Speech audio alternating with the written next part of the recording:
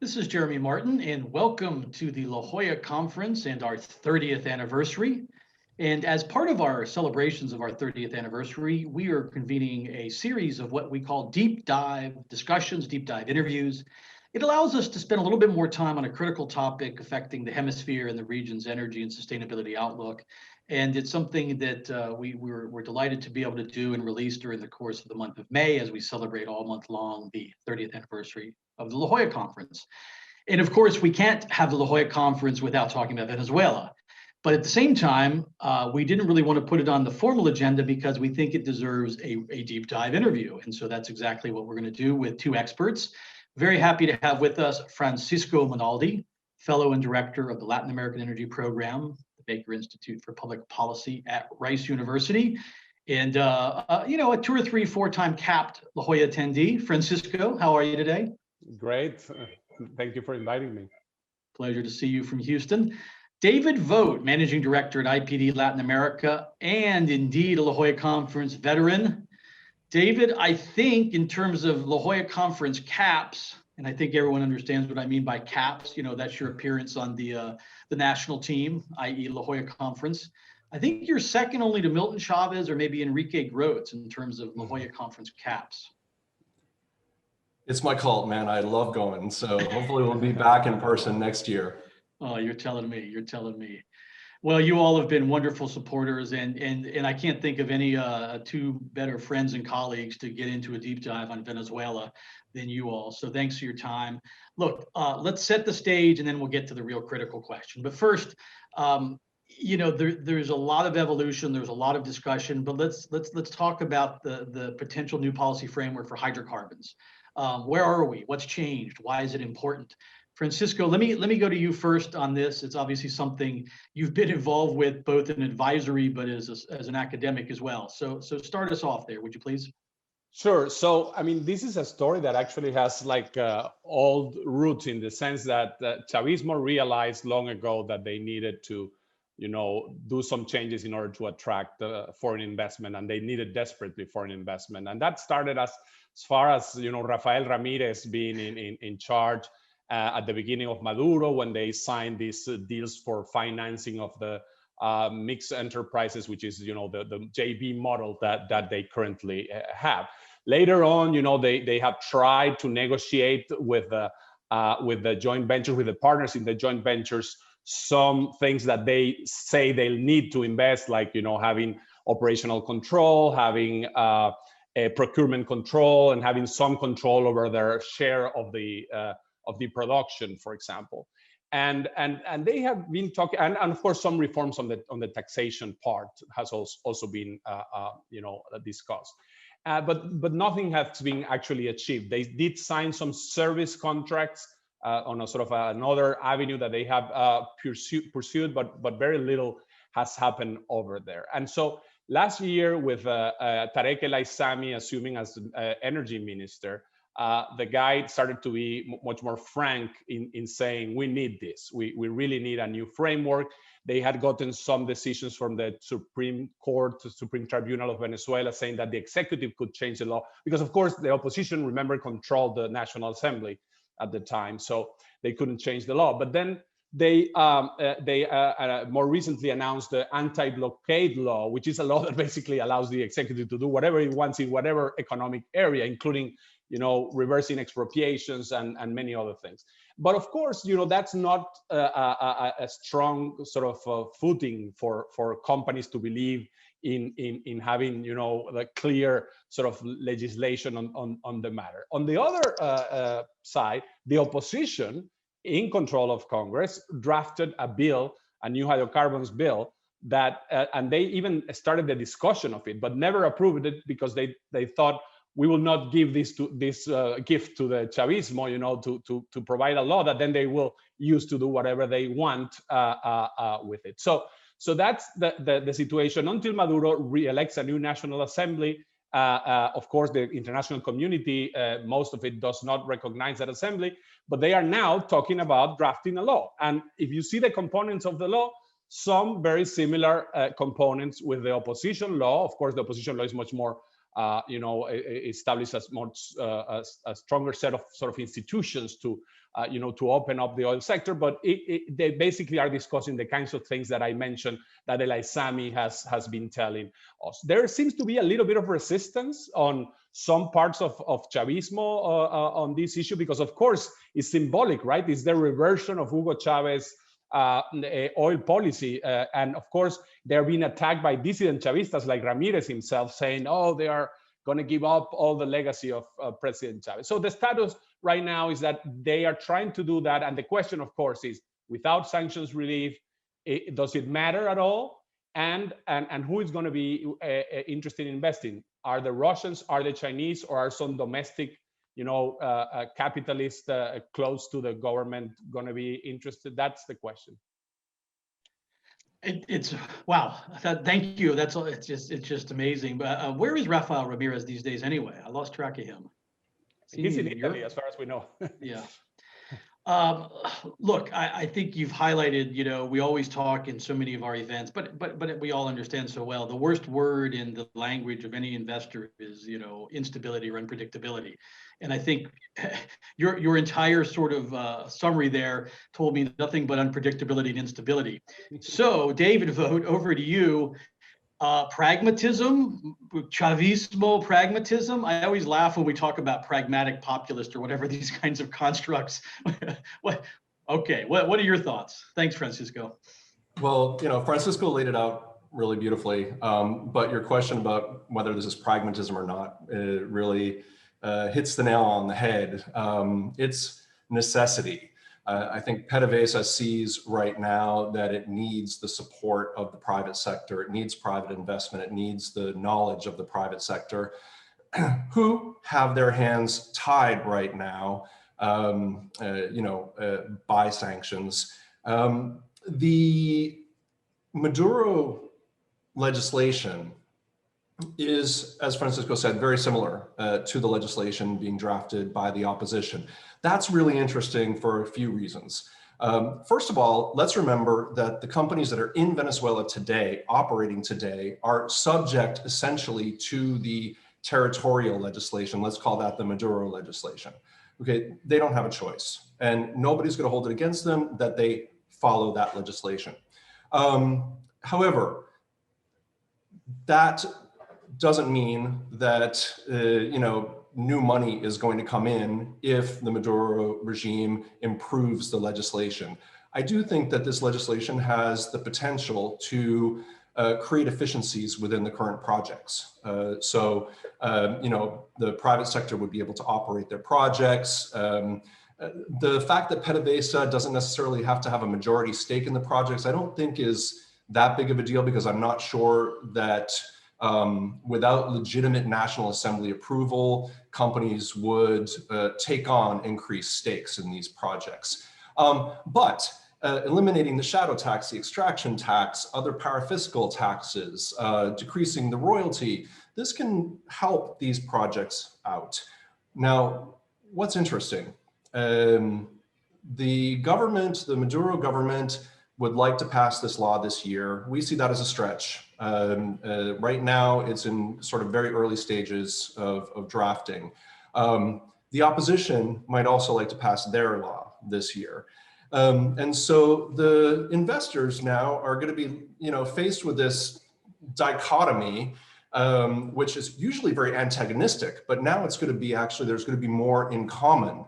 And I think that will also help the current investors feel more comfortable with their movements inside Venezuela.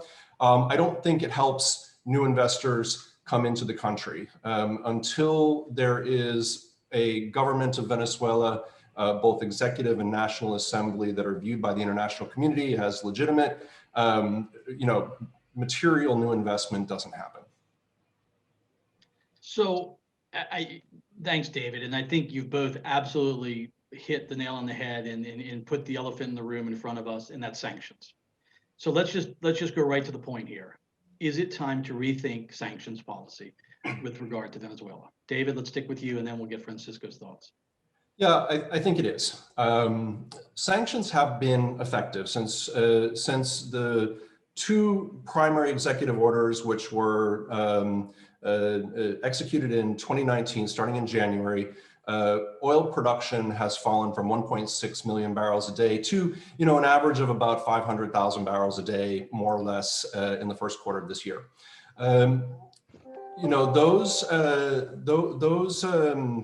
Those sanctions at the beginning of the period were sort of difficult to measure how effective they were, because we also faced a lot of structural issues within the industry at the same time. For example, right after the January 2019 sanctions, we had major national power outages that impacted oil production dramatically. But, the end game here has been to cut off cash flow to Maduro. And I think that you could see that happening. We saw the exit of CNPC from direct lifting. We saw the exit of Rosneft, which was essentially PDVSA's marketing arm. We saw Reliance also exit the market. And that has impacted things dramatically. But at the same time, Maduro has figured out, PDVSA has figured out how to get around these sanctions. And now I think we're seeing them sort of become a little counterproductive, because what we have is a bunch of unknown traders lifting crude from Venezuela. They're lifting anywhere between 425 and 500,000 barrels a day, depending on the month. And that crude is going to China. Some of that crude trade with China is taking place in the form of swaps. So China is getting its debt repaid, we think. There's a complete lack of transparency, ships with their eyes off, very difficult to track movement of the crude. I think that's counterproductive to what a sanctions regime wants to achieve. That's typically what ends up happening with sanctions regime, if you take a look at Iran, for example. What I would like to see, understanding that it's very difficult to sort of change or alter a sanctions regime that's already in place, what I would like to see is a focus on a couple things. First, humanitarian issues in Venezuela. Diesel and gasoline supply is critical for food distribution and for the basic functioning of the country. We think that you really need to pay close attention to what's happening in the Venezuelan refineries, and understand the diesel supply and demand balance in the country, and support that balance when necessary. The other thing that I think is that we need to take a long-term view of sort of regional security. And in my opinion, what that means is that Venezuela needs to be ready to sort of reclaim its economy following whatever political resolution ends up happening. And in order to do that, you need to have the oil companies that are currently there in place and ready to go on day one. And that means that their interests need to be protected. They need to be able to protect their assets, and they also need to be able to operate their assets in a safe way for the environment and for their employees, any workers nearby, any communities nearby. And that is very difficult to do right now, since none of them can lift crude, none of them can get paid. And I think that needs to be addressed as soon as possible. Well, you've highlighted, I mean, there are a number of international historical examples. You use the term counterproductive. And I think one of the things we heard, especially last year, is the suffering of the average citizen, the diesel, the fuel outages, and it hits the average citizen, while Maduro and his cronies, probably just get wealthier, richer, and have zero impact. So Francisco, you're Venezuelan. I mean, the average citizen, the counterproductive nature, your thoughts on rethinking sanctions? Yeah, so as David stressed, I think we have to, in general terms, say they have been very effective on the stated objective of reducing the revenue stream of the Maduro government. It's of course hard to say, how much of it is the decline that occurred for other events and the, the tendency, the trend of declining oil production in Venezuela because of mismanagement and otherwise. Another event, he mentioned in 2019 the electrical situation, but also, of course, in 2019 the pandemic created a crash in prices that at some point the Venezuelan Mercedes says was at below $3 per barrel. And that it's another point that I would add to what David said. It's not just that production is much lower; it's that the discounts that Venezuela has had to offered to basically be able to sell the crude have been very substantial.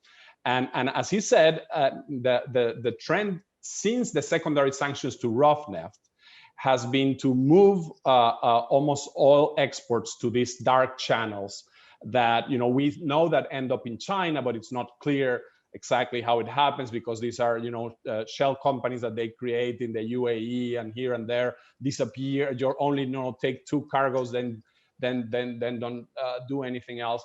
And so I think in that sense that's a very bad development, because think about this. If you compare what a cargo that is taken by Repsol or Eni or Reliance and then swapped for diesel, you at least know what's happening there, and the diesel, as far as we know, mostly is used in Venezuela, right? Even though it might benefit the military or whatever, but it's on the other hand, these dark exports, who knows in which pockets this money ends. It's a little bit more what you see with gold, sales. So it is, I think, concerning that. And of course, the Trump administration had this maximum pressure policy that thought that they will produce regime change very quickly. But once we realized that didn't happen, and it was very ineffective politically, and in fact, to some extent, you could argue that the Venezuelan population have started to feel that the opposition is also responsible for their difficult situation. Then I think it's really important to rethink, of course, policy, given that it's a longer-term, policy. And that's one, I think, a very important point that David made. If you destroy completely the Venezuelan oil industry, the capacity, first of all, the humanitarian impact will be undeniable. But second of all, you have the difficulty in restarting, the oil industry. If you really run down, the oil production, reactivated will not be. Today, still there is a lot of, it's a lot of brownfields. It's relatively easy to reactivate a lot of production, but as time elapses and there is no maintenance and not investment, you will see a permanent reduction in production capacity that will make it much harder, and particularly if these foreign partners leave the country.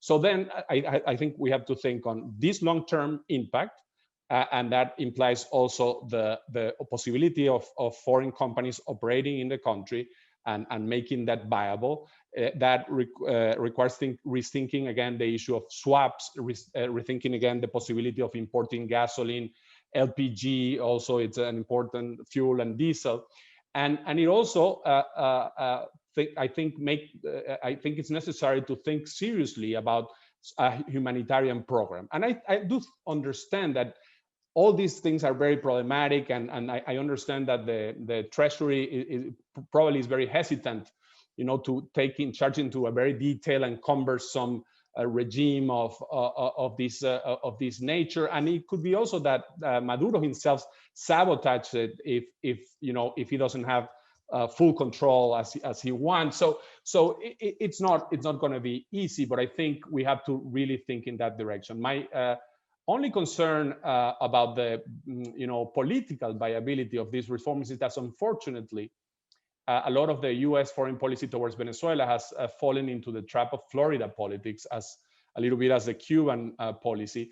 And as a result, I think the Biden administration, that has, of course, many other more urgent issues, and in particular with respect to Latin America, the Central America, and the migrant issue, this might be delayed because, who wants to mess up with something that will have political consequences, might have political consequences in Florida.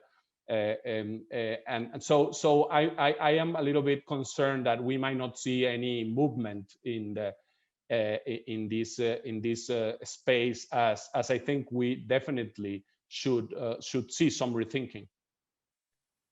No, I think we all followed it. We saw it was crystal clear last November, just how impactful, like you're highlighting, Francisco, the Venezuelan, diaspora in Florida And if, I mean, it wasn't even in question. I mean, Florida was Trump territory. He wanted going away, blew out the Democratic, blew out Biden in Miami. It was quite something to see, you know, the sort of Venezuela socialism canard played well in the domestic politics space. But nevertheless, coming back to the humanitarian piece, and I think we've seen some, you know, the UN, I think it's the Food Agricultural Organization, is now trying to offer some assistance and do some things. But it does come back, like you said, to the fuel questions, some of those questions. So I appreciate your all. I mean, these are complicated things, and to cover this in 20 minutes, even though it's a deep dive interview, but I think you all have made impassioned cases for rethinking sanctions policy. We understand all the reasons why it's complicated, but let me ask you, I think the answer is a yes to my first question, but let's see about my second. And being good La Jolla Conference veterans, you know I always like to end with the famous yes or no here. Well, I have two of them. First one, like I said, you've already answered, but let's get you on the record. Should the Biden administration rethink Venezuela sanctions policy? David? Yes. Francisco? Yes. Okay. Definitely, Like yes. I am on the record I have a memo on our webpage at the Baker Institute, basically arguing for that. We will invite everyone to look at that. Like I said, I think you answered that in both of your earlier responses, but now you're officially on the record. So then the second yes or no question is, will they? Francisco? Not sure. Yes,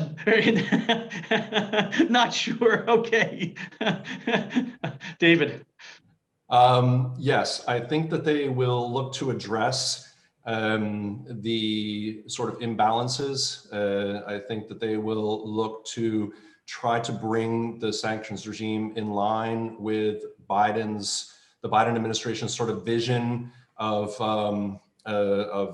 what a sanctions regime should look like, not a full court press like the Trump administration's view. So I would say yes. Are we going to need to be patient? Are we going to be probably disappointed with how far they get? Yes, also. David cheated a little bit on the yes or no by explaining his answer a lot, but I do tend to agree with him that you know, by the way, there is plenty of space within the formal sanctions regime. You know, you don't need to change one line of in a lot of the sanctions to do some of the things that we already discussed. That's the famous answer. I call it yes, comma, but. Look, I think patience, there's no doubt. I mean, here's the one thing you know, those of us who really follow this like the total geeks we are, the Biden administration has barely gotten in place its foreign policy team for Latin America. Those they have gotten in place are, for all intents and purposes, focused on migration, border, Northern Triangle. I mean, that's sucking a lot of oxygen. So I think patience is absolutely in line. And I'll do like the old John McLaughlin used to do in Washington, D.C. and give, you know, as the moderator, the correct answer is yes. David Vogt, Francisco Monaldi, I can't wait till the moment we can see you all in person here and have some drinks on the plaza and talk about this kind of stuff in person. Thank you all for your time and your expertise. Great to see you, Jeremy. Thanks, Francisco.